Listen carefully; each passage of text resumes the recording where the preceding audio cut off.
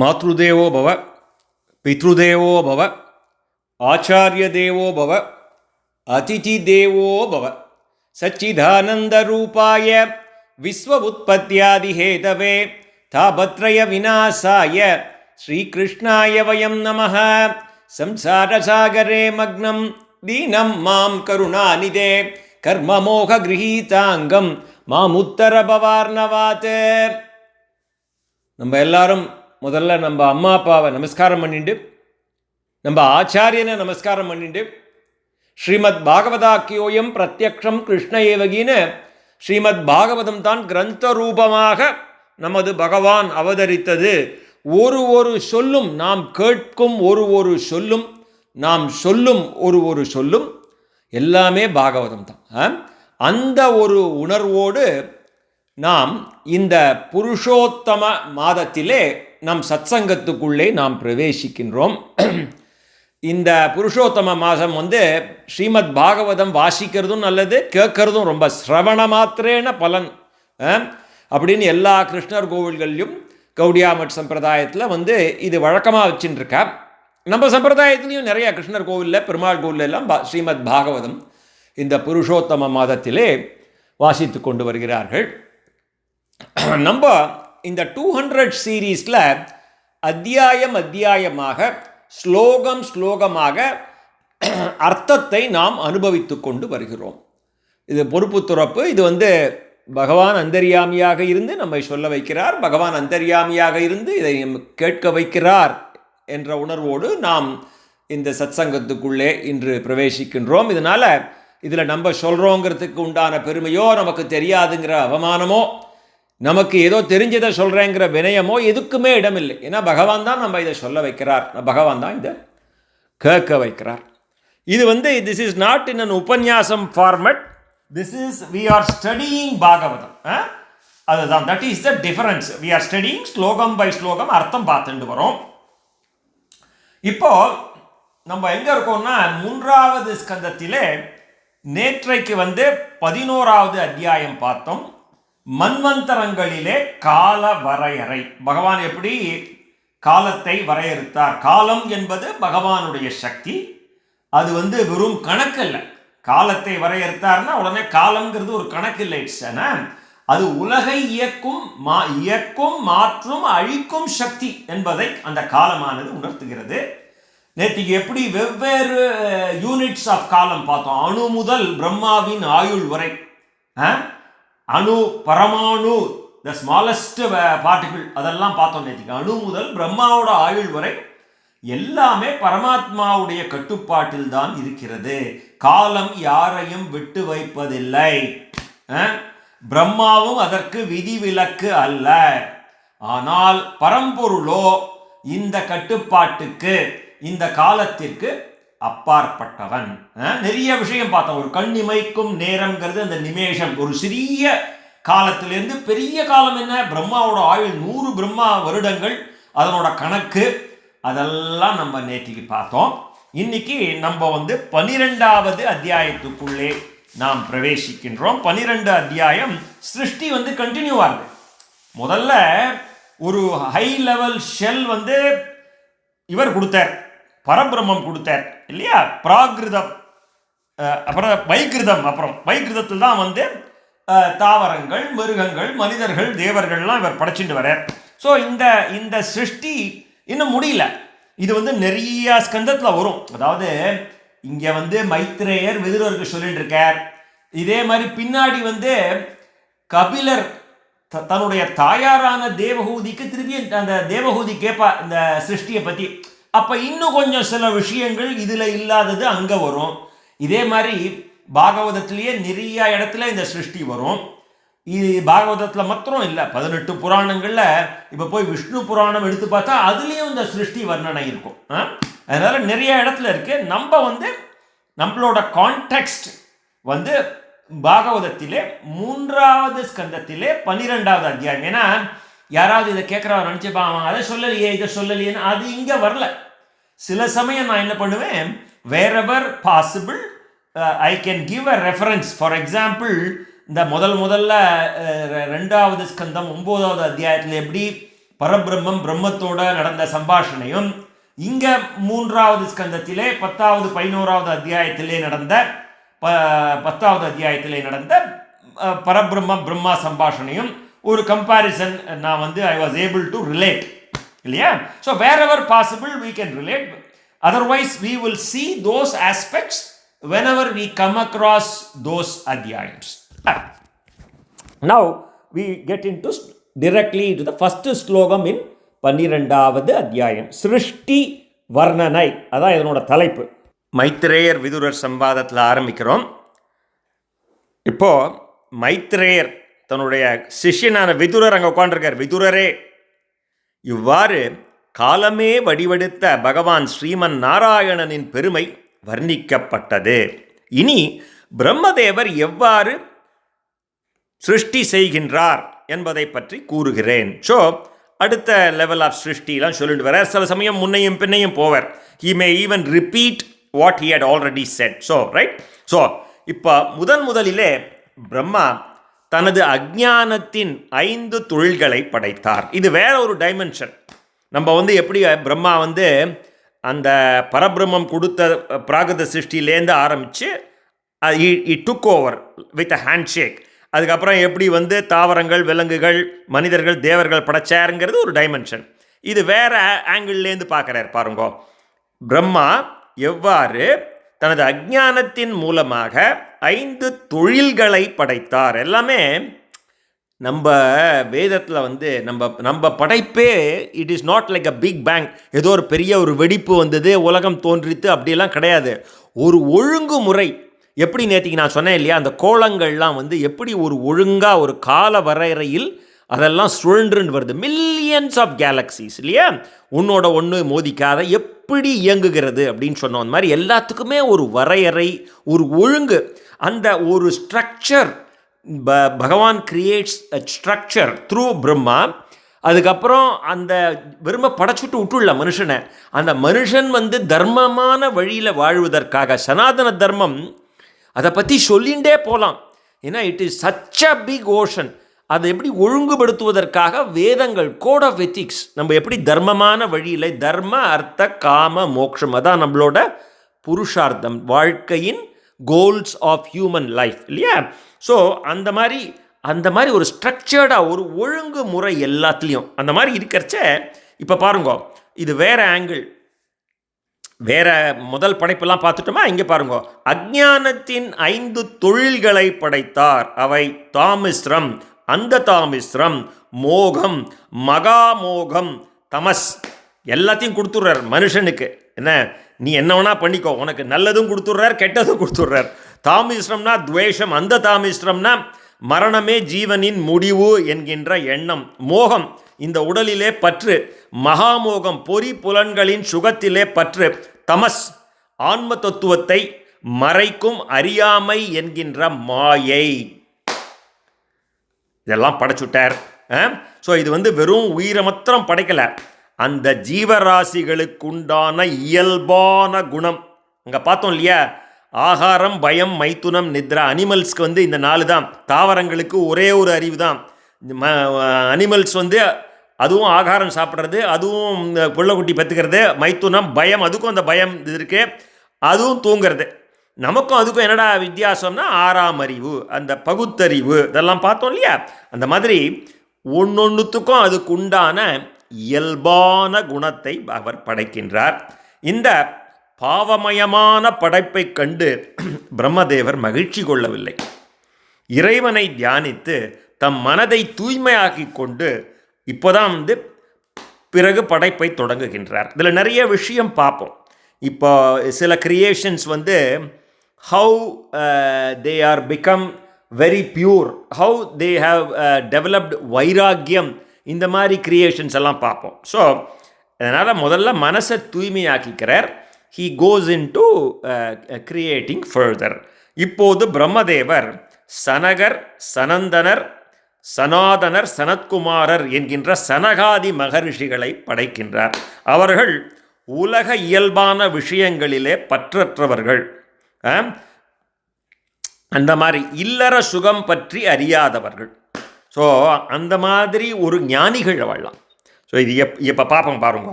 அடுத்த ஸ்லோகத்தில் பிரம்மதேவர் அவளை கூட்டு சொல்கிறார், நீங்கள் தான்டா மனித இனத்தை பெருக்க வேண்டும் அப்படின்னு சொல்கிறார். ஆனால் பார்த்துங்க, எப்போவுமே இங்கிலீஷில் சொல்லுவா இல்லையா, பட் எல்லா சென்டென்ஸும் ஒரு பெரிய சென்டென்ஸ் சொல்லிவிட்டு பட் அப்படின்னோடனே நம்ம ரொம்ப ஜாக்கிரதையாக காதை கூர்மையாக வச்சுட்டு கேட்கணும். அந்த மாதிரி ஆனால் அவளை கூட்டு நீங்கள் தாண்டா இதெல்லாம் பண்ணணும், மனித இனத்தை பெருக்கணும் அப்படின்னு அவள் சொல்கிறச்சே அவள் உடனே சொல்கிறா, எங்களுக்கு இந்த முக்தி மார்க்கத்தில் தான்ப்பா புத்தி போகிறது, அதில் தான் சிந்தனை இருக்குது. அதனால் இந்த படைப்பு தொழில், இந்த இனவிருத்திலாம் எங்கள்கிட்டேருந்து எடுத்துருங்கோ, எங்களால் முடியாது அப்படின்னு சொல்லிடுறா. இந்த மாதிரி சொன்ன உடனே அவருக்கு ஒரு கோபம் வந்துடுறது பிரம்மாக்கே. நான் அப்பா சொல்கிறேன் நீ கேட்கலையா அப்படிங்கிற மாதிரி. என்ன, அதை அவர் கட்டுப்படுத்த முயன்றும் முடியவில்லை. இது இதில் இருக்குது, நான் சொல்லலை, 6வது ஸ்லோகத்தில் அர்த்தம் படிக்கிறேன். என்ன, அவராலே கட்டுப்படுத்த முடியவில்லை. 7வது ஸ்லோகம், தன் அறிவை கொண்டு எவ்வளவோ முயற்சி செய்தும் கோபம் அடங்காது. அந்த கோபம் அவரது இரு புருவங்களின் நடுவிலிருந்து கருஞ்சிவப்பு நிறமுள்ள ஒரு குமாரனாக வெளிவெடுத்தது. இவெல்லாம் இவாளுக்கு மூக்குலேருந்து, காதுலேருந்து, புருவத்துலேருந்து, இதுலேருந்துலாம் அப்புறம் நாளைக்கு வராக அவதாரம் பார்ப்போம். பிரம்மாவோட மூக்குலேருந்து பன்னிக்குட்டி வடிவமாக வராகன் கீழே விழுவார். இந்த மாதிரியெல்லாம் வாளுக்கு சிருஷ்டி செயற்கையினால் வர சிருஷ்டி இல்லை. இந்த பாருங்க, முதல் சிருஷ்டியே இந்த சனகாதிகளே மானசீக சிருஷ்டி, மனசில் சங்கல்பம் பண்ணிக்கிறவா பிறக்கிறா. அந்த மாதிரி எங்கெங்கேயோ விதமான சிருஷ்டிகள் அவளுக்கு வரும். ஸோ அந்த மாதிரி இரு புருவங்கள் நடுவில் இருந்து கருஞ்சிவப்பு நிறமுள்ள ஒரு குமாரனாக அது வடிவெடுத்தது. தேவர்கள் அனைவருக்கும் முன் தோன்றிய பகவான் அவன்தான் ருத்ரன். அந்த குழந்தை கேட்கறது, உலகங்களுக்கெல்லாம் தந்தையான பிரம்மதேவரே எனக்கு பெயரிடுங்கள், நான் இருக்க ஓரிடம் கொடுங்கள் என்று கேட்கறது. அப்போது தாமரையிலே தோன்றிய பிரம்மதேவர் அவருடைய விருப்பத்தை பூர்த்தி செய்ய எண்ணி, குழந்தாய் நீ அழாதே, உனக்கு தேவையானதை நான் செய்கிறேன் அப்படின்னு சொல்கிறார். அவர் அந்த குழந்தையை பார்த்து சொல்கிறார், ஒவ்வொருத்தரையும் அப்பீஸ் பண்ணிட்டே வரார். தேவர்களில் சிறந்தவனே, பயந்த சிறு குழந்தை போலே நீ அழுததால் உன்னை மக்கள் ருத்ரன் என்று அழைப்பார்கள். இதயம், பொறிகள், பிராணன், ஆகாயம், வாயு, தீ, நீர், பூமி, சூரியன், சந்திரன் மற்றும் தவம் ஆகிய 11 இருப்பிடங்களை உனக்கு நான் முன்பே உண்டாக்கி இருக்கிறேன். அடுத்தது மன்யு, மனு, மகேஷன், மகான், சிவன், ருதத்வஜன், உக்ரரேதஸ், பவன், காலன், வாமதேவன், திருதவிரதன் என்பது உனது பெயர்கள். அதாவது ஏகாதச ருத்ரன்னு சொல்லுவோம் இல்லையா, இவா தான் இது. பிரம்மா ஒரு ருத்ரனை தான் படைக்கிறார், அவனுக்கு 11 பெயர்களும் இருப்பிடங்களும் அளிக்கின்றார். இதில் எப்படின்னா, we all are used to the term Siva இல்லையா. Rudran Siva in a fierce function, in a fierce form. அது அந்த சிவனின் ஒரு கோபம், அழிவு, மாற்றம் போன்ற அந்த ஒரு சக்தி அது. ஸோ இந்த 11 Rudra's, the same fierce function, they are differentiated into 11 forms. So 11 ருத்ரர்கள் என்பது அந்த ருத்ரனுடைய சக்தி. இதுக்கு ஒரு உதாரணமும் கொடுத்துருப்பான். நம்ம இவாள்லாம் பெரியவாள்லாம் சொல்கிறச்சே, சூரியன்கிறது ஒன்று தான், ஆனால் அதில் எப்படி வெப்பம், ஒளி, நிறம், தாக்கம் என்று அது எவ்வாறு பலவிதமாக அனுபவிக்கப்படுவது போல சிவன் ஒருவன் தான். அந்த மாதிரி அதை நம்ம புரிஞ்சுக்கணும். ஸோ சிவன் என்பது த ஹோல் டிவைன் பர்சனாலிட்டி, அது பரந்த ஒரு தெய்வ தத்துவம். ருத்ரன் என்பது Shiva in a fierce function. The same 11 பஞ்சு ஏகாதச ருத்ராஸ் என்பது the same fierce function differentiated into 11 forms, right? அதுதான் 11 சக்திஸ். இது எங்கே வருதுன்னா 11வது ஸ்லோகம் 12வது ஸ்லோகம் இல்லையா. இப்போ ருத்ரனே தீ, ரித்தி, உச்சனா, உமா, நியுத், சர்பி, இளா, அம்பிகை, இராவதி, சுதா, தீக்ஷா என்கின்ற 11 ருத்ராணிகளும் உனது மனைவிகள். இதெல்லாம் சொல்லிடுறாரு இதில். 11, 12, 13வது ஸ்லோகங்கள். 14 நீ ஒரு பிரஜாபதி. ஆகவே மேற்கூறிய பெயர்கள், இடங்கள், பெண்கள் ஆகிய அனைத்தையும் ஏற்று அவர்கள் மூலம் பலவித படைப்புகளை செய் அப்படின்னு அவர் கட்டளையிடுறார். இவ்வாறு பிரம்மதேவர் கட்டளையிடவே பகவான் நீலலோகிதன் தன்னை போலவே பலம் தோற்றம் இயல்பு கொண்ட பிரஜைகளை படைக்க தொடங்கினார். எப்படி ருத்ர கணங்களை படைக்க ஆரம்பிச்சிட்டார் அவர் கிடுகிடுகிடுன்னு. இவ்வுலகை 4 புறமும் சூழ்ந்து கொண்டு அதை அப்படியே விழுங்குபவர்கள் போல் இருக்கும் இந்த ருத்ரன் சிருஷ்டித்த ருத்ர கணங்களை கண்டு பிரம்மா மிகவும் பயந்து நடுங்கினார். அவர் ருத்ர கணங்களை படைச்ச உடனே பிரம்மா பயந்து போயிட்டார். முதல்ல சனகாதிகள்கிட்ட சொன்னார், முதல் மானசீக புத்திரர்கள்ட்ட, டேய் படைப்பு தொழிலை பண்ணுங்கடா, மனித இனத்தை விருத்தி பண்ணுங்கடான்னு சொன்னார். அவள்லாம் முடியாதுப்பா, நாங்கள்லாம் இது எங்களுக்கு இதில் இது இல்லை, நாங்கள் எப்போதும் 5 வயது சிறுவர்களைப் போல பிரம்மச்சரிய விரதம் போற்று ஞானிகளாகவே இருக்க விரும்புகிறோம் சொல்லிட்டார். அதுக்கப்புறம் தான் ருத்ரனை படைக்கிறார். ருத்ரனை கூட்டு படைப்பு தொழிலை கண்டினியூ பண்ணுன்னா அவர் ருத்ர கணங்களாக படைச்ச உடனே பயந்து போயிட்டார். அப்புறம் ருத்ரனை கூட்டு, நீ எல்லாம் படைச்சது போதுண்டா, பயமாக இருக்கு. 17வது ஸ்லோகம். பிரம்மதேவர் ருத்ரனிடம் கூறினார், தேவர்களின் தலைவனே, நீ படைத்த இந்த ருத்ரகணங்களது பார்வை என்னையும் அனைத்து திக்குகளையும் சுட்டு எரிப்பது போல் இருக்கிறது. ஆகவே நீ படைத்தது போதும். அனைத்து உயிர்களுக்கும் நன்மை செய்யும் தவத்தை ஏற்பாயாக, அதனால் உனக்கு மங்களம் உண்டாகட்டும் அப்படின்னு சொல்லி அனுப்பிச்சுடுறார். ஒருவன் தவத்தினாலேயே பொறிப்புலன்களுக்கு எட்டாத அனைத்துள்ளும் அந்தர்யாமியான ஒளி வடிவனான பகவான் ஸ்ரீ ஹரியை எளிதிலே அடைய முடியும் அப்படின்னு ஒரு ஸ்டாம்ப் இங்க 19. தானே அடைவதற்கு பலவிதமான வழிகள் இருக்கு இல்லையா? அப்பப்போ ஒரு இடத்துல ஏதாவது ஒரு ஸ்டாம்ப் குத்துவா, நம்ம நோட்ஸ் எடுத்துக்கணும். இது தவம். இப்போ நம்மளால தபஸ் கப்பல்லாம் அந்த யுகம் பார்த்துங்கோ. நம்ம இருக்கிறது கலியுகம். கலியுகத்தில் நாம சங்கீர்த்தனம் தான் ஈஸி. சரணாகதி பண்ணிவிட்டு நாம சங்கீர்த்தனம் பண்ணுறமே. இப்போ இதெல்லாமே கீர்த்தனம் தான். இப்போ பாகவதம் படிக்கிறதும் கீர்த்தனம் தான். It's also Keerthanam. Listening is another. சிரவணம் கீர்த்தனம் இல்லையா? இதெல்லாம் தான் ஈஸி. அப்போ அங்கே முதல்ல அது சத்தியயுகத்தில் இதான் மார்க்கம். பகவான் அடைவதற்கு ஒருவன் தவத்தினாலேயே பொறிப்புலன்களுக்கு எட்டாத அனைத்துக்குள்ளும் அந்தர்யாமியாக ஒளி வடிவனான இருக்கும் பகவான் ஸ்ரீ ஹரியை எளிதிலே அடைய முடியும். தவத்தினால் எளிதிலே அடைய முடியும்னு அப்போ சொல்கிறார். இப்போ தவங்கிறது ஒரு கடினமான விஷயம்னு அவருக்கு தெரியாது. கலியுகத்தில் அது ரொம்ப கடினமான விஷயம்ப்பா. அதை எளிதாக சொல்லிட்டேன்.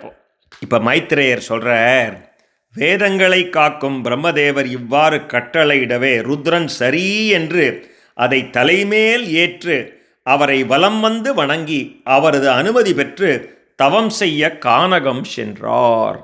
இதன் பிறகு பகவானது சக்தியினாலே தோன்றிய பிரம்மதேவர் உலகத்தை படைக்க திருவுள்ளம் கொண்டு, இப்போ நெக்ஸ்ட்டு சனகாதிகள் ஆயாச்சு, அவ போயாச்சு, ருத்ரனை படைச்சு ருத்ரன் போயாச்சு, திருப்பி ஆரம்பிக்கணுமே இல்லையா? இவருக்கு கொடுத்த வேலையை இவர் பண்ணணும் இல்லையா? இவர் பிரபஞ்சத்தை வளர்க்கணும், மனித இனத்தை எல்லாம் பெருக்கணும் இல்லையா?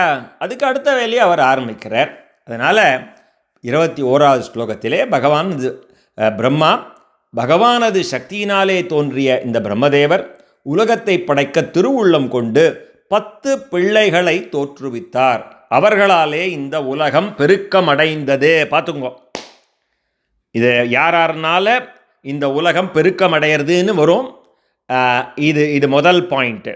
இந்த 10 பிள்ளைகளுக்கும் கிரகஸ்த ஆசிரமம் ஏற்றுக்க போகிறான்னு கிடையாது. 10 பிள்ளைகளை படைக்கிறார். இவாளில் 1-2 பேர் படைப்பு தொழில் வேண்டான்னு போயிடுவா இல்லையா? மற்றவாள்லாம் இருப்பா. அவள்லாம் அவா மூலமாக இந்த உலகம் பெருக்கம் அடைந்தது அப்படிங்கிறது நமக்கு இங்கே முன்னாடியே 10,000 ஃபுட் லெவலில் சொல்லிடுறா இல்லையா? அந்த 10 பிள்ளைகள் யார்? மரீச்சி, அத்ரி, அங்கீரசு, புலஸ்தியர், புலகர், கிருது, பிருகு, வசிஷ்டர், தக்ஷன். அவா முதல்ல நவ பிரஜாபதிகள், அதுக்கப்புறம் நாரதர்.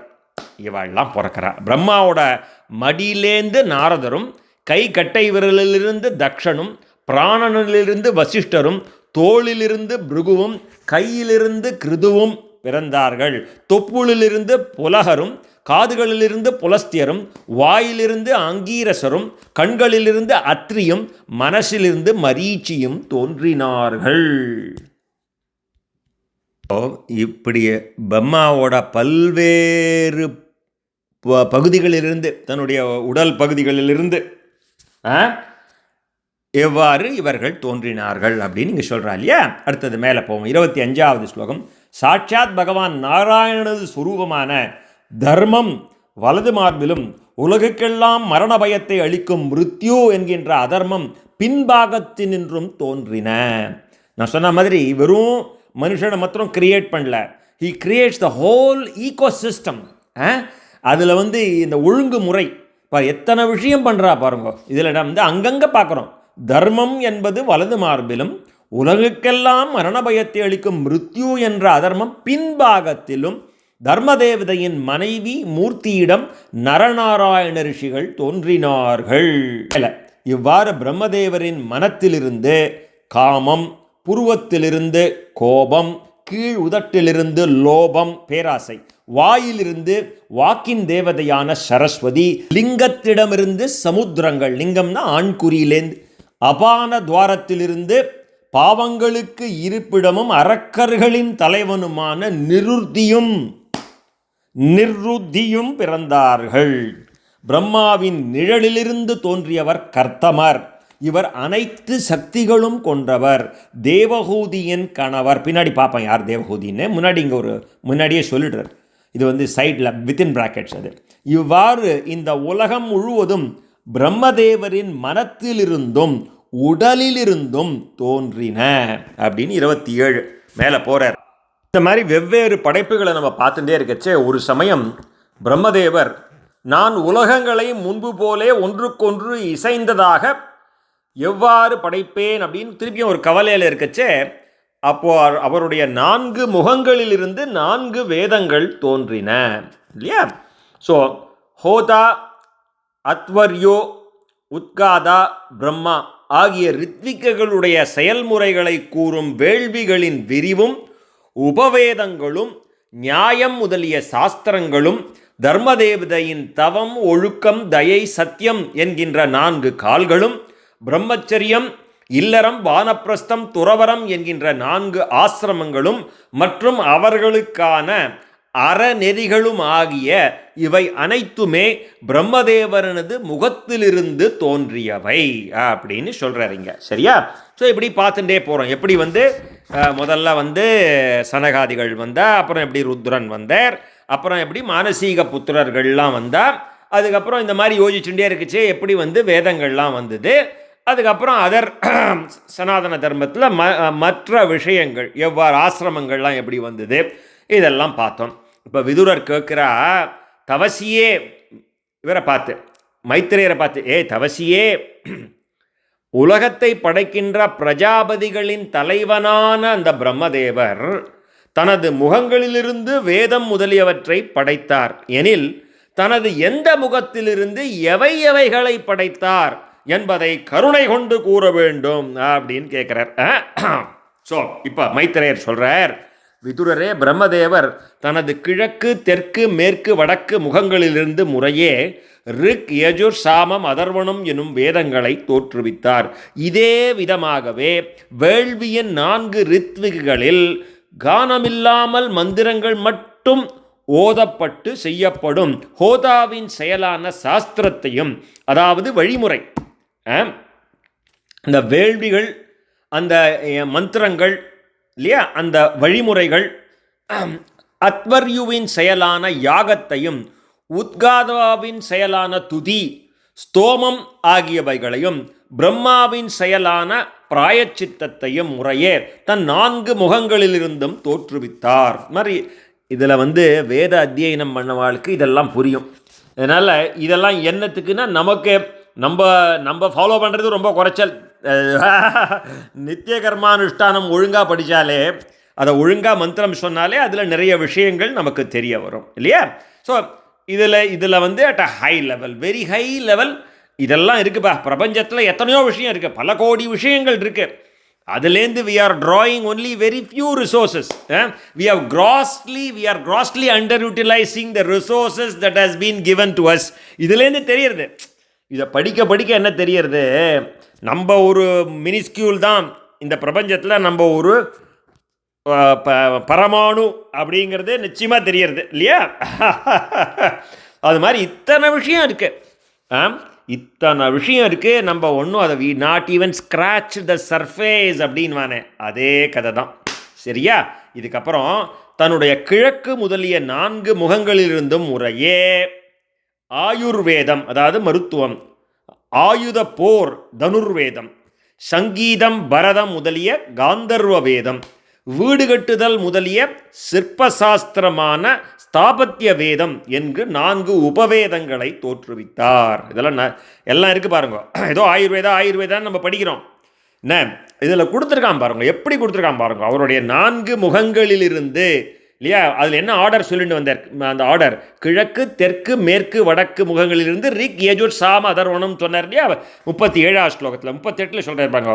அந்த கிழக்கு அந்த 4 திசைகளிலிருந்து ஆயுர்வேதம் அதாவது மருத்துவம், ஆயுத போர் அதாவது தனுர்வேதம், சங்கீதம் பரதம் முதலிய காந்தர்வ வேதம், வீடு கட்டுதல் முதலிய சிற்பசாஸ்திரங்கள், ஸ்தாபத்திய வேதம். சிற்பசாஸ்திரங்கள்லாம் எப்படி இருக்கு பாருங்க. நம்ம அஜந்தா எல்லோரோவை பார்த்தா அந்த கைலாஷா மவுண்டைன் எல்லோரால எப்படிரா அந்த மாதிரி தலைகீழ அந்த ஒரே கல்லில் கட்டினாங்கிறது இன்னும் இட்ஸ் அ ஒண்டர். அந்த 7 ஒண்டர்ஸில் தட்ஸ் அ கிரேட்டஸ்ட் ஒண்டர். அது நினச்சே பார்க்க முடியாது. அது எப்படி பண்ணாங்கிறத பார்க்கவே முடியாது. பிரகதீஸ்வரர் கோயில் எப்படி அந்த இதை வந்து கோபுரம் கட்டினாங்கிறது ஒரு விதமான, அதுவும் ஒரு 7 ஒண்டர்ஸு இல்லையா. எல்லாம் ஏதோ 7 ஒண்டர்ஸ் ஏதோ இங்கிலீஷ்காரன் சொன்னான். அதெல்லாம் நமக்கெல்லாம் வந்து 100 ஒண்டர் 1000 ஒண்டர் மில்லியன் ஒண்டர்ஸ் நம்மக்கிட்ட இருக்குது. நமக்கு தெரியல, அதெல்லாம் மார்க்கெட் பண்ண தெரியல. எனிவே, ஸோ இதுக்கப்புறம் மேலே போகிறார். பின் எல்லாம் அறிந்த பிரம்மதேவர் 5வது வேதமாக கூறப்படும் இதிகாச புராணங்களை தன் 4 முகங்களிலிருந்தும் படைத்தார். அதுவும் அவர் தான் எல்லாமே. நம்ம எல்லாமே வியாசர் எழுதினார். வியாசாய விஷ்ணு ரூபாய இல்லையா. வியாசர் தான் வந்து மகாபாரதம் எழுதினார், வால்மீகி ராமாயணம் எழுதினார், பாரத பஞ்சமோ வேதா அப்படின்னு சொல்லுவா இல்லையா. அந்த மாதிரி எல்லாமே இந்த இதிகாச புராணங்களையும் பிரம்மா தான் படைக்கிறார். இவர் கருவியாக, அவர் எப்படி பகவான் இவரை கருவியாக வச்சுக்கிற மாதிரி அவர் வந்து அவளை கருவியாக வச்சுட்டு எக்ஸ்பேண்ட் பண்ணுறார். இந்த பாகவதமே முதல்ல வந்து எப்படி பரமாத்மா வந்து திருமால் வந்து பிரம்மாவுக்கு சொல்ல, பிரம்மா வந்து தன்னுடைய பிள்ளையான நாரதருக்கு சொல்ல, நாரதருக்கு சொன்னது சதுஷ்லோகி பாகவதம் 4 ஸ்லோகம் தான். அதுக்கப்புறம் நாரதர் வந்து கவலையாக உட்காண்டிருந்த வியாசரை பார்த்து பிரேரணை பண்ணி நீங்கள் இந்த புராணங்களை எழுதணும்னு சொல்லி, பாகவத புராணத்தை எழுதணும், பகவானுடைய கல்யாண குணங்களை எழுதணும்னு சொல்லி அந்த 4 ஸ்லோகம் தான் சொல்கிறார். அதுக்கப்புறம் வியாசர் வந்து அதை விஸ்தாரமாக 18,000 ஸ்லோகங்கள் எழுதி தன்னுடைய பிள்ளையான சுகபிரம்மத்துக்கு அதை அத்தியனம் பண்ணி வைக்கிறார். சுகபிரம்மம் சாபத்தினாலே தக்ஷகன் கடித்து இறக்க கடவுது என்கின்ற அவனுடைய பிரயோபவாச காலத்திலே கங்கா தீரத்திலே சுகபிரம்மம் பரீட்சித்துக்கு சொன்னார். அப்புறம் சூதமானிகர் வந்து சௌனகாதிகளுக்கு சொன்னார். இங்கே வந்து நம்ம வந்து மைத்ரேயர் வந்து விதுரருக்கு சொல்கிறதெல்லாம் பார்த்துட்டு வரோம் இல்லையா. இந்த மாதிரி அதுக்கெல்லாம் த ஹையஸ்ட் லெவல் வந்து பிரம்மா தான் இல்லையா. மேலே போகிறேன். 40வது ஸ்லோகம். இதன் பின்னே தன் கிழக்கு முகத்திலிருந்து திருப்பியும் அதே மாதிரி அந்த 4 கிழக்கிலேருந்து ஷோடசி உக்தம் முதலிய 2 வேள்விகள், தெற்கு முகத்திலிருந்து சயனம் அக்னிஷ்டோமம் எனும் 2 வேள்விகள், மேற்கு முகத்திலிருந்து அப்தோர்யாமம் அதிராதரம் என்னும் 2 வேள்விகள், வடக்கு முகத்திலிருந்து வாஜபேயம் கோசவம் எனும் 2 வேள்விகள் தோற்றுவித்தார்கள். எங்கேயோ கேள்விப்பட்ட மாதிரி இருக்குல்ல. இப்போவும் வாஜபேய யாகவும் பண்ணுறவா 1-2 ஃபேமிலி இருக்கா. ஒரு மேபி ஒரு 20-30 ஃபேமிலி வந்து இருக்கலாம் இந்தியாவில் இப்போ வாஜபேயம் பண்ணுறவா. அதெல்லாம் இப்போ நிறையா நம்ம பார்க்கறது இல்லை. இந்த வேள்விகள்லாம் கேள்வியே படலை முதல்ல முன்னாடி சொன்ன இதெல்லாம். இந்த வாஜபேயம்ங்கிறது வாஜபேயர் அப்படின்னு நான் பார்த்துருக்கேன் மெட்ராஸில் ஒருத்தர். அந்த மாதிரி அவர் வந்து இவர் நம்ம அனந்தராம தீக்ஷிதர் பரம்பரையில் வந்தவர். இன்னும் அவள்லாம் அந்த ஃபேமிலியில் ஒரு சில பேர் இருக்கா, தாமோதர தீக்ஷிதர், அவள்லாம் வந்து அந்த வாஜபேய யாகம் பண்ண தெரிஞ்சவா. நான் இதுக்கு மேலே போகிறேன். வித்தை தானம் தவம் ஒழுக்கம் என்கின்ற தர்மத்தின் 4 பாதங்களையும் 4 ஆசிரமங்களையும் அவற்றின் நெறிமுறைகளையும் அம்முறைப்படி படைத்தார். ஒரு படைத்தல்ங்கிறது ஒரு ஆஃபீஸை உருவாக்கணும்னா அதுக்கு எத்தனை department, HR department, marketing department, operations department, finance டிபார்ட்மெண்ட்டுன்னு இருக்கா மாதிரி ஒரு சின்ன ஆஃபீஸ்க்கே இந்த பிரபஞ்சத்தை வந்து இவ்வளோ பெரிய சிருஷ்டியை கவர்ன் பண்ணணும்னா மொத்த ஓவரால் கவர்னன்ஸ் அவர் தான். எவ்வளவு பெரிய விஷயம், எவ்வளவு பெரிய விஷயம் பாருங்க. ஸோ வித்தை, தானம், தவம், ஒழுக்கம் என்கின்ற தர்மத்தின் 4 பாதங்களையும் 4 ஆசிரமங்களையும் அவற்றின் நெறிமுறைகளையும் அந்த முறைப்படி படைத்தார். பிரம்மச்சாரியின் கடமைகள் 4. இதெல்லாம் சொல்லிட்டு வரா பாருங்க, நமக்கு தெரியாது, பூனலை போட்டு விட்டுருவாங்க. அவை உபநயன சடங்கு நடந்து முடிந்து முதல் 3 நாட்கள் காயத்ரி மகா மந்திர ஜபம், சாவித்ரம் என்னும் விரதம். அது முதல்ல தெரிஞ்சுக்கணும். இந்த பூனல் போட்டு நீ 3 நாள் காயத்ரி பண்ணலைன்னா you are not a Brahmin. எங்கே பிராமணன்னு ஒரு இது புக்கே போட்டான், சீரீஸ் ஆஃப் ஆர்டிகல்ஸ். அந்த மாதிரி ஒவ்வொருத்தருக்கும் ஒரு கடமைகள். ஒரு க்ஷத்ரியன் என்ன பண்ணணும் இல்லையா, ஒரு வைஷ்யன் என்ன பண்ணணும்லாம் இருக்குது. இங்கே வந்து I am talking only about this particular thing is about பிரம்மச்சாரியின் கடமைகள். அது வந்து 4. முதல்ல உபநயன சடங்கு பண்ணிக்கணும். பண்ண உடனேயே 3 நாட்கள் காயத்ரி மகா மந்திர ஜபம், சாவித்ரம் என்னும் விரதம், அதை பண்ணணும். அதுக்கப்புறம் 1 வருஷம் முழுவதும் அனுஷ்டிக்கும் பிராஜாபத்யம் என்கின்ற விரதம். பிறகு ஒரு வேதத்தை முழுவதும் கற்றி தேறுவதற்கான அதுக்காக பிரம்ம விரதம் அப்படின்னு ஒன்று 3வது. 4வது தன் ஆயுள் முடியும் வரை பிரம்மச்சரியம் அனுஷ்டிக்கும் விரதம் வந்து பிரம்மச்சரியனாக இருக்கிறவன் பிருகத் அப்படிங்கிற விஷயம். இத்தனை விஷயம் ஒருத்தன் பிரம்மச்சரியனாக இருக்க போகிறான்னு வச்சுக்கோங்களேன். கடைசி வரைக்கும் அவன் கிரகஸ்தனுக்கு வந்துட்டான்னா கிரகஸ்தனோட கடமைகள் வேறு. ஒரு பிரம்மச்சரியம் முதல்ல சாவித்திரம் பண்ணணும், அப்புறம் பிராஜாபத்தியம், அப்புறம் பிரம்ம விரதம், அப்புறம் பிருகத். இதெல்லாம் சொல்லிருக்கு. இதெல்லாம் எங்கே சொல்லிருக்குன்னு யாராவது கேட்டான்னா 42வது 3வது ஸ்கந்தம் 12வது அத்தியாயத்திலே 42வது ஸ்லோகம். இனி கிரகஸ்தனது கடமைகள் சாஸ்திரங்களின் கூறிய நெறிப்படி செய்யும் பயிர் தொழில். இது வார்த்தா எனப்படும் வேள்வி முதலிய கர்மங்கள் செய்வித்தல் சஞ்சயம் ஆகும். யாரிடம் சென்று வேண்டி பெறாது தானாக கிடைத்த பொருளை கண்டு வாழ்க்கை நடத்துதல் சாலினம் எனப்படும். வயல்களில் அறுவடைக்கு பிறகு யாரும் எடுத்துக்கொள்ளாமல் சிதறி கிடக்கும் தானியங்களை பொறுக்கி எடுத்து ஜீவனம் செய்யும் சிலோஞ்ச விருத்தி. இவை 4ம் இல்வாழ்வனது நெறிகள் அப்படின்னு சொல்கிறேன். திருப்பி நான் ரீகேப் பண்ணுறேன். ஒரு கிரகஸ்தனது கடமைகள் சாஸ்திரங்களில் கூறிய நெறிப்படி செய்யும் பயிர் தொழில், இதுக்கு வார்த்தா. இந்த வேள்வி முதலிய கர்மங்கள் செய்வித்தல் சஞ்சயம். இதற்கு பிறகு யார்கிட்டையும் போய் தானாக கிடைத்த பொருளை கொண்டு வாழ்க்கை நடத்தணும், அதுக்கு பேர் சாலினம். இதுக்கப்புறம் எப்படி சாப்பிட்ணுன்னு சொல்கிறா பாருங்க, எப்படி நீ விருத்தி பண்ணணும்னு சொல்கிறா பாருங்க. வயல்களில் வந்து அறுவடைக்கு பிறகு செதறி கிடக்குமா அந்த தானியங்களை பொறுக்கி எடுத்து ஜீவனம் செய்யும் சிலோஞ்ச விருத்தி. இதுதான் இல்வாழ்க்கையும் நெறிகள் அப்படின்னு சொல்கிறோம். கேட்குறதுக்கு நல்லா இருக்கு. எனிவே, அடுத்தது முதல்ல பிரம்மச்சரியம் பார்த்தோம், கிரகஸ்தம் பார்த்தோம். அடுத்தது வானப்பிரஸ்தம். இந்த 60 வயசுக்கு மேலே போனால் வச்சுப்போமே, வானப்பிரஸ்த ஆசிரமத்திலே உள்ளவர்களின் நெறிமுறைகளை கூறுகிறார். பிறரது உடல் உழைப்பு இன்றி உழுது பயிரிடப்படாது இயற்கையிலே தானாக விளையும் மூங்கிலரிசி, புல்லரிசி முதலியன கொண்டு வாழ்க்கை நடத்தும் வைகானசர்கள் புதிய உணவு கிடைத்ததும் முன் சேர்த்து வைத்த அன்னத்தை தானம் செய்திடும் வாலகில்யர்கள், காலையில் கண்விழித்தெழும் திசையின் பக்கங்களிலிருந்து கிடைக்கும் பழம் தானியங்களை கொண்டு வாழ்க்கை நடத்தும் ஔதும்பரர்கள், மரங்களிலிருந்து தானாக கீழே விழும் பழங்களை கொண்டு ஜீவிக்கும் பேனபர்கள். இனி துறவிகளின் அர்த்தம். இப்போது இங்கே வந்து திருப்பியும் இந்த வானப்பிரஸ்தர்கள், இந்த 4 விஷயம். ஸோ இது 4 விஷயம்: வைகானசர்கள், வாலகில்யர்கள், ஔதும்பரர்கள், பேனபர்கள். என்ன அது புதுசு புதுசாக ஜார்கன்ஸாக இருக்கே அப்படின்னு பார்த்தா, அவள் என்ன பண்ணணுமா, பிறரது உடல் உழைப்பின்றி உழுது பயிரிடப்படாது இயற்கையிலே தானாக விளையும் மூங்கிலரிசி, புல்லரிசி அதை கொண்டு வாழ்க்கை நடத்துவது வைகானசர்கள் முதல்ல. 2வது, புதிய உணவு கிடைத்ததும் முன்பு சேர்த்து வைத்த அன்னத்தை தானம் செய்திடும் வாலகில்யர்கள். 3வது, காலையிலே கண்விழித்தெழுதும் அந்த திசையை பார்த்து அந்த பக்கத்திலிருந்து கிடைக்கும் பழம் தானியங்களை கொண்டு வாழ்க்கை நடத்தும் ஔதும்பரர்கள்.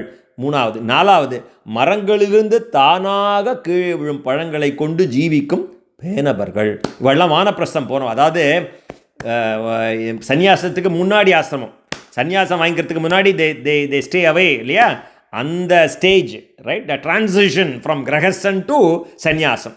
இப்படி இருக்கிறவா இப்படியெல்லாம் இருக்கணும் அப்படின்னு. அடுத்தது இப்போ சந்நியாசம், துறவிகள் 4 வகைகளை கூறுகின்றார். தன் குடிசையிலே இருந்து கொண்டு துறவு நெறிகளை ஒழுங்காக கடைபிடிப்பவர் குடீசகன். கர்மாவை முக்கியமாக எண்ணாமல் ஞான மார்க்கத்தில் செல்பவன் பகூதகன். ஞானயோக சித்தி பெற்றவர் ஹம்ச சந்நியாசி. அதுக்கப்புறம் அனைத்து முயற்சிகளையும் துறந்து ஜீவன் முக்தி அடைந்தவர் நிஷ்கிரியன் அல்லது பரமஹம்ச துறவி. இவ்வாறு 4 துறவர நெறிகளையும் பிரம்மா கூறினார், படைத்தார். இங்கே இவ்வாறு 4 துறவர நெறி, சந்நியாச நெறியை பிரம்மா படைத்தார். இந்த 4 திருப்பியும் கிடுகிடுன்னு பார்த்துருவோம். முதல்ல குடீச்சகன், அடுத்தது பகூதகன், அடுத்தது ஹம்ச சந்நியாசி, அடுத்தது பரமஹம்ச துறவி, ஆல்சோ நோன் அஸ் நிஷ்கிரியன். இதில் என்ன விஷயம்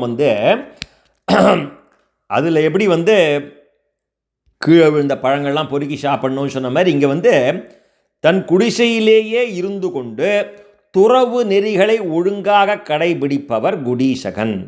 கர்மாவை முக்கியமாக எண்ணாமல் ஞான மார்க்கத்தில் செல்பவர் பகூதகன்.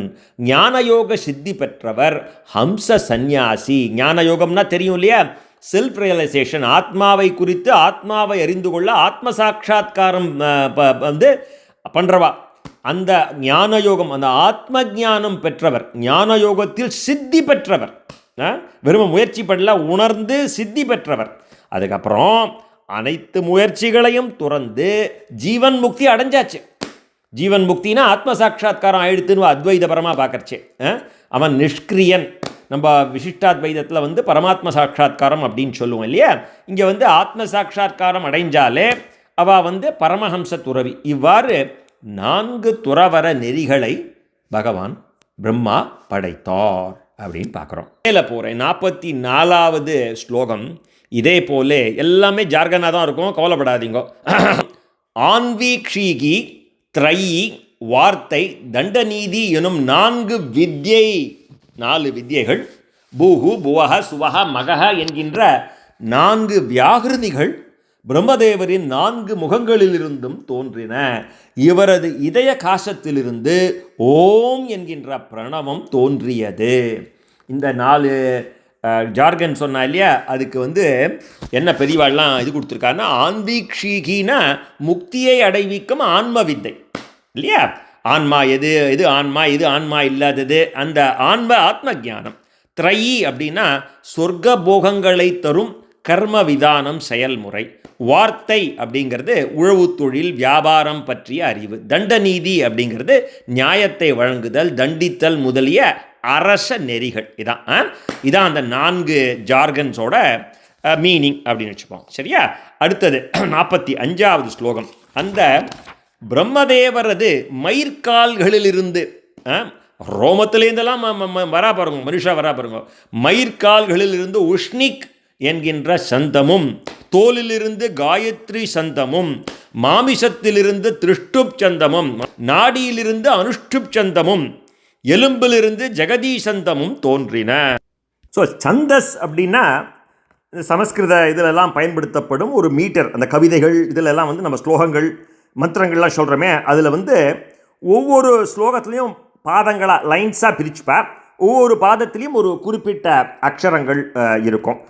இந்த மாதிரி நிறைய அதில் குறில் நெடில் நம்ம இதில் இருக்க மாதிரி அந்த ஓசையோட அமைப்புக்கு ஏற்ற மாதிரி.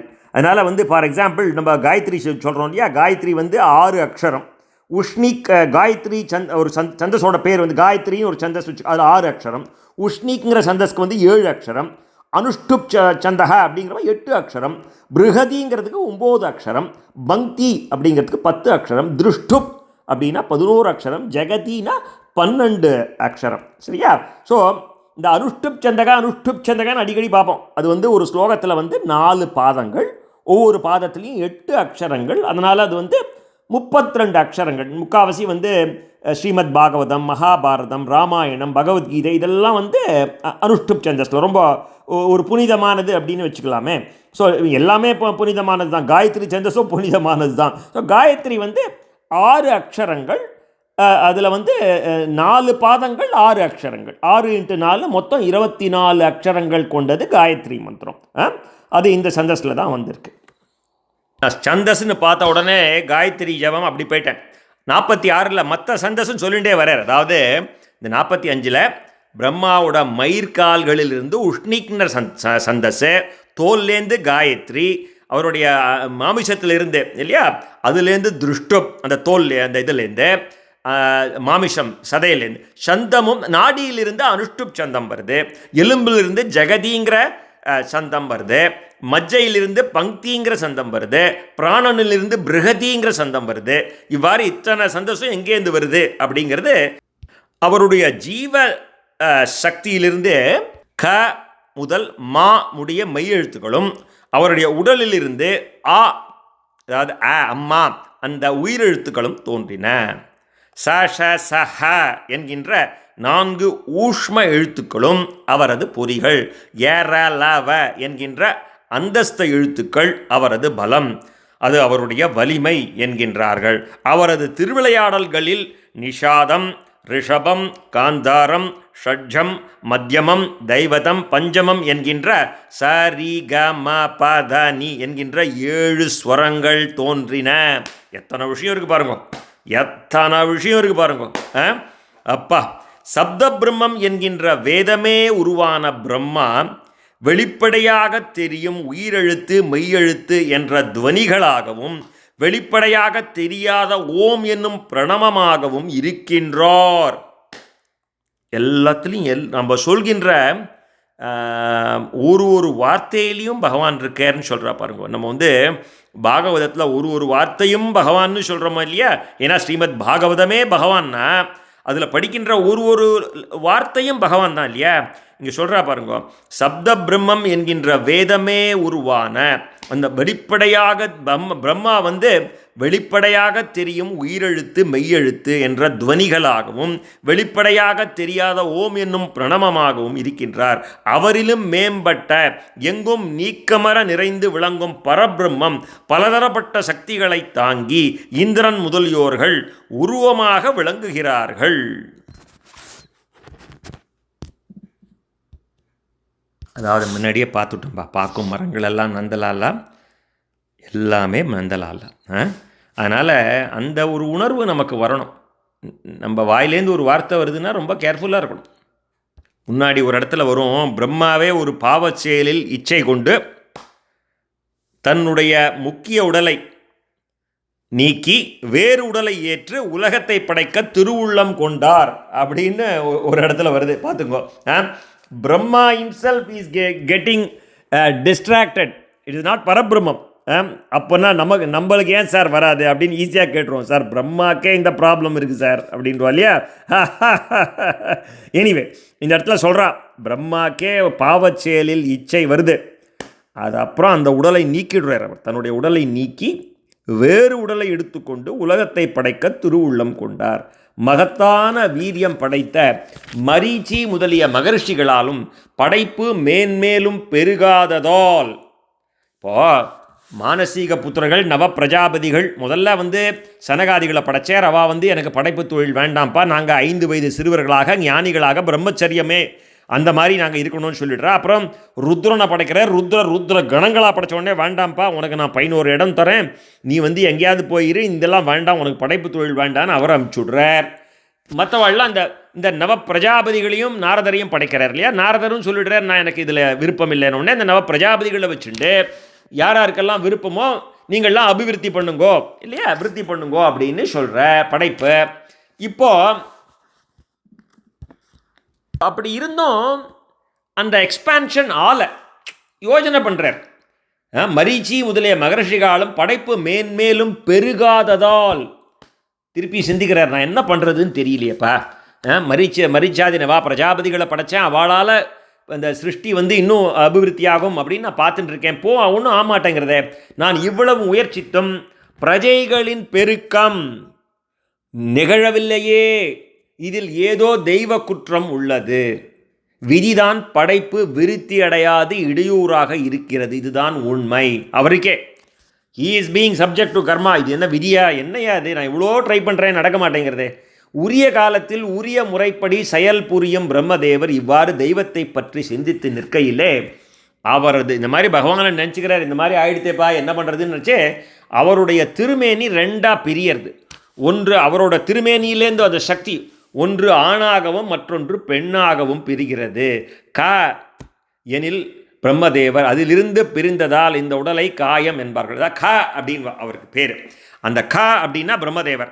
அதிலிருந்து பிரிந்ததால் இந்த உடலை காயமே இது பொய்யடா அப்படின்னு சொல்லுவாள். காற்றடைந்த பஞ்சடா, பெரிய பிலாசபி அது. இந்த உடல் பொய் இல்லையா, அந்த காயம்ங்கிற வார்த்தை இங்கே சொல்கிறாவா. எனிவே இவ்வாறு பிரிந்ததில் இவ்வாறு பிரம்மாவோட உடல் ரெண்டாக பிரியச்சே அதுலேருந்து ஒரு ஆண் ஒரு பெண் வரா. அந்த ஆண் பகுதிக்கு பேர் ஸ்வயம்புவ மனு. அவர் தான் முதல் மனு. நேற்றுக்கு பார்த்தோம் இல்லையா, ஒரு கல்பத்திலையும் இந்த 1000 சதுர்யுகத்தை 14 மனுக்கள் ஆழ்வார்கள் அப்படின்னு பார்த்தோம் நேற்றுக்கு. 71 சதுர்யுகத்தை 14 மனுக்களாக நேற்றுக்கு பிரித்தோம் இல்லையா. இந்த முதல்ல வந்தவர் இந்த ஸ்வயம்புவ மனு. இது ஆண் பகுதி ஸ்வயம்புவ மனு, பெண் பகுதி சதரூபா. ஸ்வயம்புவ மனு ஸ்வதரூபா தான் முதலிலே அவர் தோற்றுவித்த ஒரு ஆண் பெண். இந்த ஆண் பெண் சேர்க்கையினாலே தான் பிரஜைகள் தோன்றலாயினர். இவா மாத்திரம்தான் அதுக்கு ரீசன் இல்லை. அந்த நவா பிரஜாபதிகள்லையும் நிறையா பிரஜாபதிகளில் அவளும் கல்யாணம் பண்ணிட்டு அவளும் அபிவிருத்தி பண்ணுவாள். அந்த பிரஜைகளை உற்பத்தி தொழிலில் அவளும் ஈடுபடுவாள். முதல்ல கவலைப்படுவார், அவள்லாம் பண்ண சொன்னேன், ஆனால் ஒன்றும் இதுவே ஆலையேப்பா, பெருசாக ஒன்றும் விருத்தி ஆலையே அப்படிங்கிறச்சே அப்படின்னு நினச்சிட்டு பகவானை நினச்சிட்டே இருக்கச்சே நான் என்ன தப்பு பண்ணணும்னு நினச்சிக்கிட்டச்சே அவர் உடல் ரெண்டாக பிரிஞ்சு அதுலேருந்து ஸ்வயம்புவ மனு சதரூபான்னு வரும். அவளுக்கு 5 குழந்தைகள் பிறக்கும். முதல்ல 2 ஆண் குழந்தைகள், பிரியம்பதன் உத்தானபாதன். துருவ சரித்திரம் பின்னாடி பார்க்க போகிறோம். அந்த உத்தானபாதனோட பையன்தான் துருவன். பிரியம்பதன் உத்தானபாதன்னு 2 குழந்தை. அதுக்கப்புறம் ஆகூதி தேவகூதி பிரசூதி அப்படின்னு 3 பெண் குழந்தை. அதில் தேவகூதியோட பிள்ளை தான் கபில வாசுதேவர். அதெல்லாம் பின்னாடி பார்க்க போகிறோம். ஆக எல்லாம் இந்த மாதிரி பிரஜைகள் உற்பத்தி பெருசாக பெருக்கமாலேன்னு நினைக்கிறச்சே பகவானுடைய உடலிலிருந்து இந்த ஆண் பகுதியும் பெண் பகுதியும் ஏற்பட்டது. இது சாயம்போன்மனு சதரூபா.